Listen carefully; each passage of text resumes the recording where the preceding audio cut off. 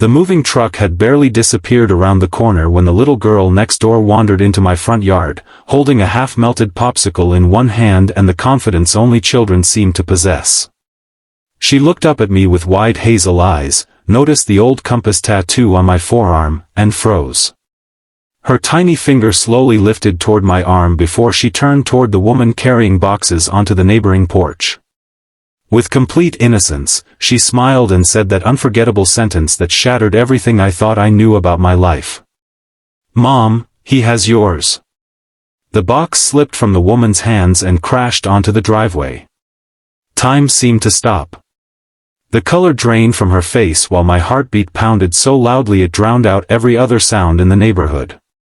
In that single moment, 20 years of unanswered questions, forgotten memories, and carefully buried pain suddenly came rushing back like a flood I could no longer hold back. Before we continue this unforgettable journey, please take a moment to like this video, leave a comment, share it with someone who believes in kindness and second chances, and subscribe to Heartline Stories. Every act of support helps us bring more emotional stories that remind us hope is never truly lost. My name was Rowan Mercer, and until that afternoon, I believed my life was ordinary. I was 38 years old, worked as a restoration carpenter, and spent my days repairing old homes that everyone else considered beyond saving. I often joke that fixing broken buildings was easier than fixing broken people because we'd never lied about where it hurt. My own life had become quiet after years of disappointment. My parents had passed away within 3 years of one another, my engagement had ended after my fiancée admitted she wanted adventure instead of stability, and I had eventually accepted that some people were simply meant to walk through life alone. The small house I had recently purchased represented a fresh beginning. It sat on a peaceful street lined with maple trees whose branches formed a green tunnel over the road. Every morning sunlight filtered through the leaves and painted moving shadows across the sidewalks. It felt like the kind of place where children rode bicycles until sunset and neighbors actually remembered one another's birthdays. I wanted nothing more than peace.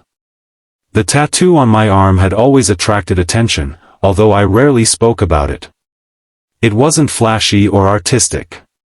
It was a simple compass with a tiny mountain range beneath it and one small star hidden inside the North Point. I had gotten it when I was 18 with someone I loved deeply during a season when both of us believed life would never separate us. We promised ourselves that wherever life carried us, the compass would remind us that home wasn't a place but the people who waited for us. A few months later she disappeared from my life without explanation. Her family moved away overnight after her father accepted a job across the country. Cell phones weren't common then, social media didn't exist, and every letter I mailed was returned unopened. Eventually I convinced myself she had simply moved on. I packed away every photograph, buried every memory beneath years of work, and stopped wondering what had happened. The woman next door looked older, of course, but there was something hauntingly familiar about the way she stood completely motionless in the driveway after her daughter pointed toward my tattoo. Her dark auburn hair now carried strands of silver, and faint lines rested beside her eyes, yet the expression remained unmistakable. Her name had once been Maris Hale. She had been my entire world when we were young. I hadn't spoken that name aloud in nearly 2 decades, yet it echoed through my mind with startling clarity. She looked at me only briefly before gathering the fallen belongings and quietly leading her daughter inside without another word. I remained frozen in my yard long after their front door closed, unable to convince myself that what had just happened was real. That evening I couldn't concentrate on unpacking. Every unopened box seemed meaningless compared to the questions racing through my thoughts. Had she recognized me? Of course she had. The shock on her face could not have been mistaken. But why had she disappeared all those years ago? Why had every attempt to reach her failed? Most importantly, why did her daughter know about the tattoo? Matching tattoos weren't exactly common, especially one designed by 2 teenagers on the back of a restaurant napkin. Sleep refused to come that night. I sat on my porch until sunrise, listening to crickets fade into birdsong while memories replayed themselves over and over again. Over the following week our paths crossed several times, yet she always avoided conversation. She waved politely from a distance but hurried inside whenever I approached. Her daughter, however, was the complete opposite. The little girl's name was Juniper, and curiosity practically glowed inside her. She loved collecting colorful leaves, feeding stray birds, and asking questions that adults often forgot how to answer. She frequently wandered to the fence separating our yards to admire the birdhouses I built during weekends. Children have an incredible ability to sense kindness before adults ever do, and despite her mother's visible discomfort, Juniper quickly decided I was safe. I built her a tiny birdhouse shaped like a lighthouse, and her excitement made the quiet afternoons feel less lonely. Meanwhile, every glimpse of Maris stirred emotions I thought time had erased forever. One rainy afternoon Juniper appeared on my porch carrying an umbrella nearly as large as she was. She proudly announced that her mother had baked too many blueberry muffins and wanted to share them with the new neighbor. Maris reluctantly followed a few steps behind. She avoided eye contact while handing me the warm basket wrapped inside a faded kitchen towel. Before she could retreat, lightning flashed overhead, followed immediately by a booming clap of thunder that startled Juniper. Instinctively the little girl rushed inside my house, dragging her mother behind her to escape the downpour. None of us expected that storm to become the beginning of truths hidden for almost 20 years. The silence inside my living room became almost unbearable. Old photographs remained stacked on a shelf waiting to be unpacked. One frame had slipped forward, revealing a faded picture from high school. It showed two teenagers sitting beside a mountain lake, smiling at a future neither could imagine. Maris noticed it immediately. Her shoulders trembled as tears filled her eyes. For the first time since moving next door she finally looked directly at me. The weight she had carried for years seemed impossible to hide any longer.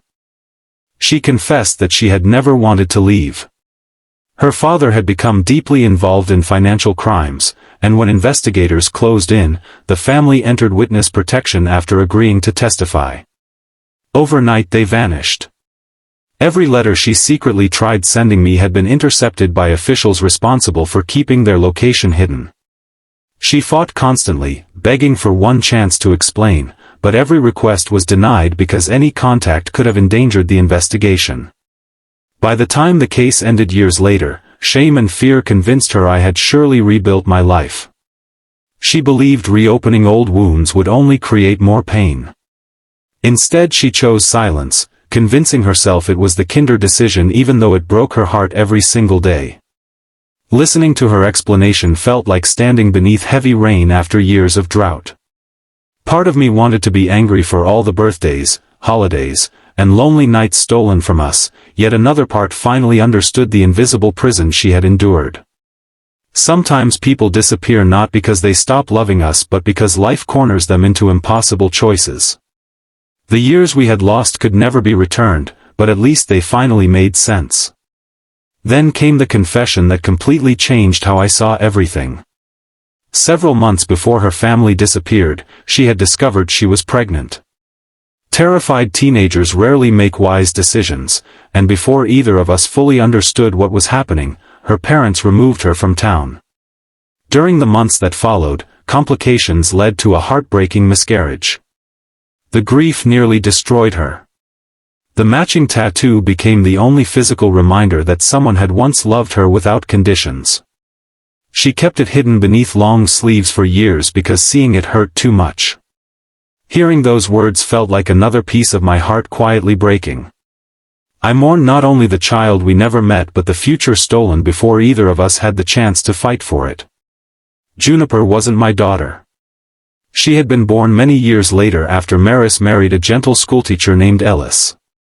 They shared 12 wonderful years together until cancer claimed his life far too young.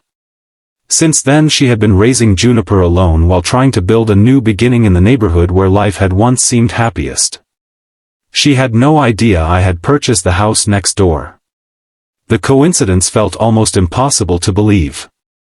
As autumn settled across the neighborhood, something beautiful slowly began replacing awkward silence. We didn't attempt to recreate the past because neither of us remained the people we had once been. Instead, we learned who we had become.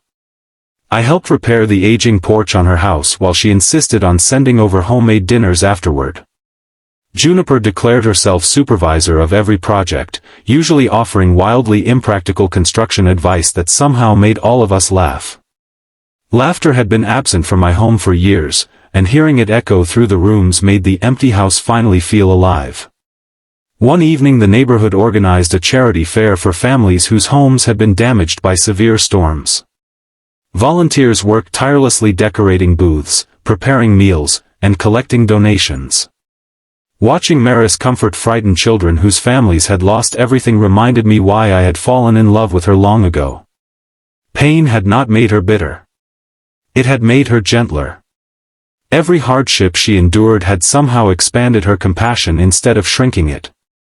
I realized true strength isn't measured by how little we suffer but by how much kindness survives after suffering. Not everyone welcomed our growing friendship. A few neighbors whispered that moving on after losing a spouse should take longer. Others questioned whether reconnecting with someone from the distant past was healthy. Small towns often create stories where facts don't exist. Maris struggled with guilt, wondering whether opening her heart again somehow dishonored Ellis's memory. I reminded her that love isn't replaced like old furniture. The heart simply grows larger than we ever imagined possible. Remembering someone with gratitude doesn't prevent us from accepting happiness when it finally returns. Winter arrived with quiet snowfall covering every rooftop in white. One afternoon I noticed Juniper standing alone in my workshop studying an unfinished wooden compass I had been carving. She gently traced the tiny star with her finger before asking why people sometimes spend years searching for something already close to them. Children ask extraordinary questions because they haven't yet learned to fear difficult answers. I told her that adults often become so focused on the roads they miss that they forget to notice the one directly beneath their feet. She smiled as though that answer somehow made perfect sense. The holidays became the first either of us truly enjoyed in years. Instead of celebrating separately, we combined traditions. Old family recipes filled the kitchen with familiar aromas while Juniper insisted every ornament deserved its own story before hanging it on the tree. We laughed until tears filled our eyes after she placed a crooked paper star on top and proudly announced that perfect trees were boring. Looking around the room, I realized healing rarely arrives through dramatic moments.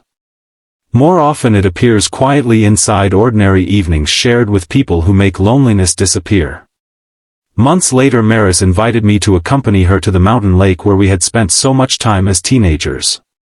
The place looked almost unchanged despite the passing decades. The same gentle waves reached the shore, the same pine trees stood watching over the water, and the same peaceful silence wrapped itself around us. We sat together without speaking for a long time. Some places don't demand conversation because memories already speak loudly enough. Eventually she rolled up her sleeve and revealed the faded compass tattoo still resting on her arm. Time had softened the ink, but the tiny star remained visible. I rolled up my sleeve and placed my arm beside hers. The tattoos no longer represented promises made by reckless teenagers. They represented survival, forgiveness, and the extraordinary truth that some connections refuse to disappear regardless of how much time passes. From that day forward we stopped asking what might have happened if life had been different. Regret can become a prison if we allow it to rewrite every memory. Instead we focused on every ordinary tomorrow waiting to be lived.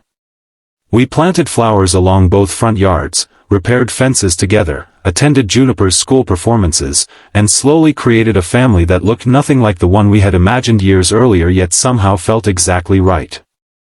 Years of loneliness had convinced me that my story was already finished before I understood its true purpose. I thought the tattoo represented a love that had ended. Instead it became proof that hope sometimes travels the longest roads before finding its way home. The little girl who innocently recognized a simple drawing on my arm had unknowingly reopened a chapter both of us believed had been buried forever. Her honesty accomplished what decades of silence never could. If this story has touched your heart so far, please like this video, leave a heartfelt comment, share it with someone who needs hope today, and subscribe to Heartline Stories. Your support allows stories of forgiveness, healing, and second chances to reach people who may need them most.